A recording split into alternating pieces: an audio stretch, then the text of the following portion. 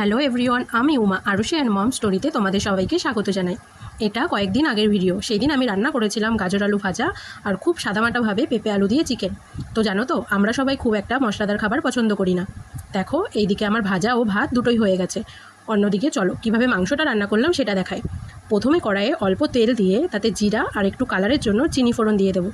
তারপর টমেটো, লবণ আর পেঁয়াজ কুচি দিয়ে একটু ভালো করে ভেজে নেব। এগুলো একটু ভাজা ভাজা করে দিয়ে দেবো কেটে রাখা আলু, পেঁপে আর মাংস। তাতে আবার একটু লবণ আর হলুদ দিয়ে ঢাকা দিয়ে দেবো।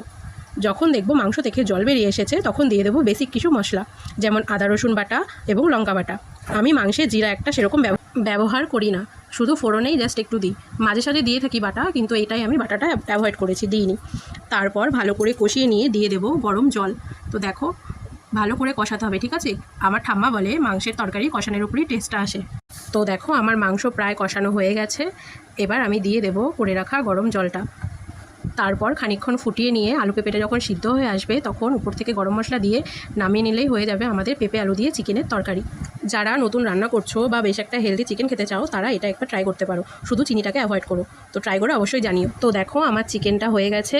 দিয়ে দিলাম আরুষি আর আরুষির পাপাকে খেতে। তো আজকে এটুকুই। ভিডিওটি কেমন লাগলো জানাবে। ভালো লাগলে একটি লাইক, কমেন্ট এবং চ্যানেলটিকে সাবস্ক্রাইব করে দেবে। এবং তোমরা ভালো থাকবে ও সুস্থ থাকবে।